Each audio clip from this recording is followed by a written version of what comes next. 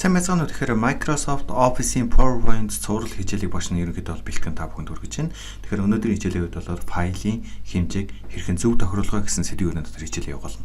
За тэгэхээр яг удаагийн байдлаар бол PowerPoint програмыг нээсэн байгаа байдалтай байж байна. Тэг хүмүүс яг асуудаг юм л да PowerPoint гэдэг энэ програм нь ямар ашигтай юм бэ? Би яг юу хийх гээд байгаа юм бэ гэж тийм ээ. Тэгэхээр бүгд хамтдаа Google руу яваад media гэдэг хэлбэрээр хайж үзцгээе. За тэгэхээр энэ дээр бол маш олон төрөл хэлбэрээр загварууд гарч ирсэн байна. За одоо чинь энэ загвар байна. За энэ загварыг бол саяны PowerPoint дээр нэг бүрсэн зурах бол бүрэн боломжтой. За энэ байна. Эднэр ер нь айгүй хөнгөн ажилтдаг л да. За энэ дээр бол яг зөв нөгөө үндсэн загварууд нь энэ дээр бол арай боломжгүй шилэг. Гэхдээ ерөнхийдөө хийх боломжтой. Тэгээд PowerPoint-ээр дамжуулаад бид нар A4-ийн материалыг гэсэн янзлах боломжтой. За бүгд хамтаа харцгаая л да. За тэгэхээр загвар хуудасны хувьд бол A4, A5 за тэр үед нэрийн хуудсыг хүртэл PowerPoint-ээр хийх боломжтой байдаг. За тэгээд бүгд нэрийн хуудасны тохиолыг гаргаж үзье тийм ээ. Нэрийн хуудас. За тэгэхээр энэ мэтлэн загваруудыг бас хийх бүрэн боломжтой. Энэ бол хэдэн текст тавиал дээрний соёмбын зургийг авчиж тавиал ингээл болчихж байгаа.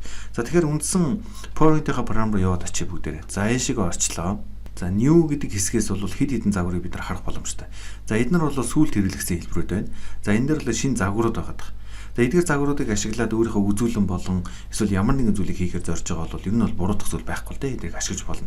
Гэтэ хамгийн гол нь Office маань аль бие усны байх юм бол илүү их боломжуудыг бид нар бүрдүүлж авах боломжтой л да. Хэрвээ хараагандаа та идэвхжүүлж амжаагүй байгаа болвол яг хоо эдгээрийг ашиглаж жоохон бэрхшээл үүсээд байдаг. Яг хоо эднийг ашиглаж болохгүй бол биш. Ашиглангууд тун удалгүй нөгөөх маань та энийгээ одоо шинжилнэ үү? Та үүнийг ингээд актив кодоо нэхэд ах тохиолдол гарч ирдэг л дээ. За бүгд хамтаа энэ дээр байгаа бэлэн загваруудын дундаас аль нэгийг нь ерөнхийдөө нээж үзцгээе. За Pantone Color гэсэн нэг хэсэг байна.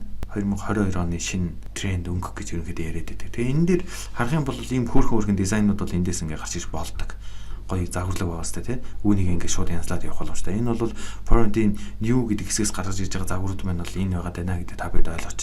За presentation. За эндээс бас ингээд зөндөө олон боломжуудыг бид нар хайж гаргаж иж болох нэ. За тэгээд үүнийгээ бас хайлт хийж болно. За DMS гэж байгаа. За энэ бичил. За түүний дараа харцгаая. Education боловсролтой холбоотой PowerPoint боломжууд. Тэгээ өмнөх PowerPoint-уудыг бодвол энэ мэн арай илүү сайжраад байгаа л да. Ерөн сүүлийн үед интернет маань өөрөө өргөн хэмжээнд ашиглах боломж нь бүрдэх хэрээр програмууд маань дандаа онлайн хэлбэр рүү шилжүүлээд байгаа нэг тийм өөрийн гэсэн онцлог шинж яваад байгаа юм. За тэгэхээр эндээс бол ямар ч загваруудыг сонгож болно гэдгийг бүгдээ ойлгочлаа тийм ээ. За info. За эдгээр хэсгүүд бол дараагийн хичээл дээр орж ирж байгаа ерөнхийдөө. Тэгээ энэ бүх зүйлүүдийг бошин тайлбарлана. Гэтэ тайлбарлахдаа тодорхой сэдв цар хүрээний дотор тохируулж бошин заах гад зорж байгаа юм. За presentation хэсгээс бүгд хамтаа нэг presentation загварыг бүгдээ хайгаад гаргая. За ингээд энийг бүгдээ title лорем гэдэг энийг гаргачих. За одоо энэ мэн бол 16 9 гэж байгаа. За PowerPoint-ийн хувьд бол хэд хэдэн загварууд байдаг юм аа. Ямар загварууд байдаг вэ гэхээр за та бүхэнд харуулъя. За энэ дээр PowerPoint нь 16 9 ба энэ арай илүү жижигхэн пикселийн ийм нэг хоёр өгдөл байдаг. Тэгээ хүмүүс яадаг вэ гэхээр энийг нэг анзаарахгүй хийчтэй юм шиг байгаа эхнээсээ. Нөгөө загвараа хийгээд гараад ирэнгүү дараа нь ямар асуудал гарч ирдэг вэ гэхээр одоо хамт харцгаая л да. За энэ нэг жишээ болгож л нэг хэсгийг гарч ирж байгаа ш. Одоо энийг харж байна уу? Энд нэг юм хавчиг байгааз тэгээд ингээд олон нийтийн өмнө гараад нөгөө PowerPoint дээр үзүүлээд ярих гингүүд ямар асуудал гараад ирж байна гэхээр хоёр талаар нь хар үүсгээд байдаг байхгүй. Энэ бол бид нар хоёр талаар нь ингэж хар үүсгээд ингэж ярихыг зориугүй штэ. Бидний үндсэн зорилт тэмүүлэл нь ерөөсөө яаж яах вэ гэхээр яг л ингэж харуулахыг хүсэж байгаа. За энэ дээр дарлаа. Ингэж бүтэн харуулахыг бид нар зорж байгаа байхгүй бүх талдаа бүтэн. Тэгтэл ихэнх тохиолдолд энийг хийж чадаагүйгээс болоод асуудал гараад ирдэг. Тэгэхээр энэ асуудлыг эхнээс нь шийдэхэд бол бид ер нь яах ёстой юм бэ гэхээр ердөөсөл дизайн хэсгийн slide size гэдэг хэсэг гараад ирж байгаа. Стандарт гэхээр 4 3 хэмжээтэй. За 4 3 хэмжээтэй байхаараа одоо энийг харж байна уу? Maximize гэдэг нь өөрөө ингээд хоёр талдаа харлан шүү гэдэг энд үзүүлж байгаа. Энэ мэн болохоор дэлгэцийн нөхцөл байдлаас хамаарат хэрвээ нөгөөх нь хэд их урт байх юм болвол дээд талдаа доод талдаа хар гарч болно. Гэхдээ хоёр талыг нь дүүргдэг юм а гэсэн байдлаар хөгдлийг нөгсөн байгаа юм. Тэгэхээр үүнийг л бид нар сайтар ойлгож бас мэдэхгүй бол ингээ буруудчих жаа л да. За тэгэхээр custom slide size гэдэг хэсэг рүү яваад орох юм бол энд та бидний хуудасны тохиргооны хэсэг энэ дээр гарч иж байгаа. За A3 хэмжээ, A4 хэмжээ. За A4 хэмжээгээр слайдыг хэвтэй байралтайгаар гэдэг чинь. За portrait буюу босоо байдлаар A4-ийг бүгдээ гаргаж ирээ. Maximize. За ингээ гараад ирж байгаа. За энэ дээр энэ түүл яагаад PowerPoint дээр A4 хэлбэртэй гаргачлаа? Багшаа ингэж хийх ямар хэрэгтэй юм бэ гэж оюутнууд асуудаг. За энэ бол яг их бэлтгэлийн програм буюу их бэлтгэлийн ямар нэгэн дизайныг хийгээд бол энэ бол боломжинд бүрдэж идэг л та. За одоо ингээд нэрийн хуудсыг энэ дээр хийж болох нь байна. За ингээд нэрийн хуудсыг ямар нэг зүйл хийгмэд энэ дээр ямар нэг хэмжигдэхүүн маань их чухал үүрэг үүсгэж яадаг. Хэмжигдэхүүнийг бид нар хэрхэн яаж хийх вэ гэдгийг мэдэх хэрэгтэй болж байгаа юм. Гэтэл энэ дээр гараад байгаа ruler буюу дөнгө саяны харж байгаа энэ хэсэг маань яг бидэд тохирсон биш байгаа юм л да. За одоо энэ эсвэл ингэ байхгүй болго. Одоо бол яг энэ A4-ийн цаас хэвээр байгаа. Гэвч ruler гэдээ ороод ирэнгүүт энэ сантиметр биш шүү дээ. Энийг яаж хийдэг вэ гэдгийг багшд тайлбарлая. Control panel руу орно. Clock and region гэдэг рүү ороод үүн дээр дараад за additional settings гэдэг рүү ороод энэ Америк US гэдгийг metric гэж болгодог баг. За үүнийг ингэж хийснээр ямар даваа чанар гарч иж байгаа нөхөр таны компьютер дээр суусан бүх програмууд маань бүгдээрээ сантиметр метрийн зарчим руу орж ирж идэг байна. Тэгэхээр үүнийг бүгдээрээ харъя л да. За одоо ship format гэдэг нь инчээр яваад байгааз энэ мэн. За одоо үүнийг харж би энийг OK гэж дарлаа. За энэ дээр шууд өөрчлөлт явагдаж байгаа. Тэгээ ингэж шийдэж болно. За PowerPoint маань яг их бэлтгэлийн програм биш учраас яг энэ голынх нь энэ метрийг нэг болгонгоос нь аваачаад өрөө татгаад нэг жоохон бэрхшээл үүсэж байгаа. Харин гол буюу grid гэж ярьдаг. За grid буюу weave зэсний grid lines, grids гэдэг эдгээр хэсгүүд ороод ирэнгүүт ингээд хөдлөх боломжийг ингээ хангаж өгч байгаа. За одоо энэ дээр үүнээс бүгд хэмжээ авъя л да. Бас нэрийн удаж хийж болно гэж хэлсэн шүү дээ, тийм ээ. Нэрийн удасны загварыг бүгд гаргаж авъя. За. За тэгэхээр нэрийн удасны үндсэн загвар бол өндөрөөшөө бол 5.5 см, уртаашаа 8.5 см. Ерөнхийдөө нэг ингэж авч үздэг байгаа. За тэгээ яг нөгөө л одоо бид нар хайлт судалгаа юмнуудаа хийн шүү дээ. Яаж хайлт судалгаа хийх вэ гэрээ name card size гэдэг. Одоо нэрийн удас яг дээр үед бол яг л энэ хэмжээгээр хийнэ гэл нөгөө нэрийн удасны сантиметр дизайн бүх зүйлүүдийг их өндөр анхаардаг гэсэн. Одоо сүүлийн үед бол хүн болгон өөр өөрийнхөө дизайныг хийдэг болсон л та. За энэ дээр эмэгтэй хүнийх нь бол 55, тэгээд өргөөшөө 85 мм байдаг байгаа. Эмэгтэй хүний үндсэн нэрийн удасны стандарт. За тэгээ эрэгтэй хүнийх болохоор 91, 61 гэдэг арай том байдаг энэ төр гэж техникүүд бол ингэж ярьдаг л байсан. Гэтэл одоо сүүлийн үед бол энэ стандарт байхгүй болчихж байгаа юм л та. Тэгэхээр үүн дээр ямар асуудал гарч иж байгаа нөхөрөө бид өөрсдийнхөө ерөнхий стандартыг барьж авч болно. Тэгээд ямар загвартай хэрхэн яаж хийх вэ? За тэгэхээр бид нар яг энэ стандартыг одоо бол баримтлаад байна шүү дээ, тийм ээ. За харъя.